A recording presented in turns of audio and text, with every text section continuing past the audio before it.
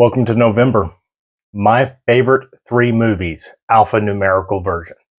I wanted to do my top 25, but I was finding it very difficult. I kind of know what my top 3 or 4 are, but beyond that, it was a little difficult. So I wanted to make this video where I'm going to go numbers, alphabet, A through Z, pick my 3 favorite titles from each one of those, and show them to you, share them with you. There will not be any Asian titles in this video throughout the whole month. I've already done a top 25 of my favorite Asian videos. I'll link that down below. Check it out. Stay tuned.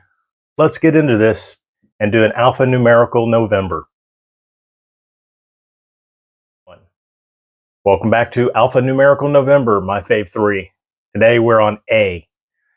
And there's 3 really good titles in A. And I'll be honest, throughout this whole process of going through my movies and trying to decide for each letter, there were some letters that were really hard.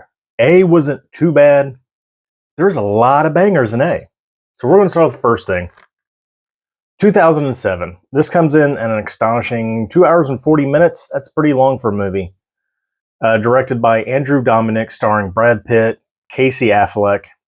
And one thing you'll notice throughout this whole series, a lot of similar vibes in the movies, a lot of repeat actors. There's some actors I've latched onto that I just find amazing. But I am talking about the assassination of Jesse James by the coward Robert Ford. Brad Pitt, Casey Affleck, everybody in this movie does an amazing job.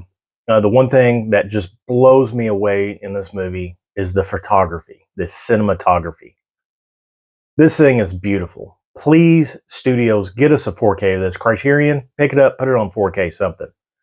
This basically tells about the last days of Jesse James and what basically ended up in his demise. And it's not a over dramatic story or anything like that. It's beautifully written, like I said, beautifully shot, and it goes by quickly. So that's my first pick for the letter A. Next, 2016, Amy Adams, Jeremy Renner, Forrest Whitaker. We're going to go into a little sci-fi here.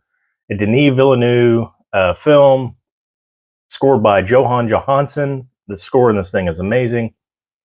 I'm talking about Arrival. This was a sleeper for me.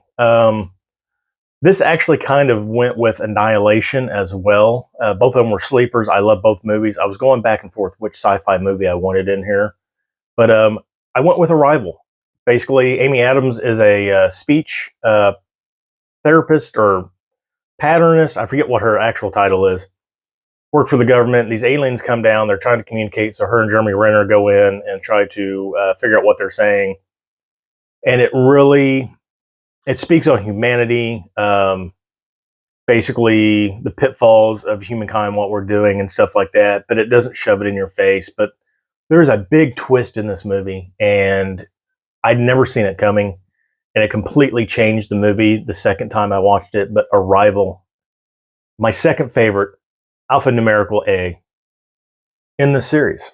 So that means there's only one more left. 1998. Forget who directed this. Let me scroll down here. Got the computer up. Tony Kaye. Edward Norton. Edward Furlong.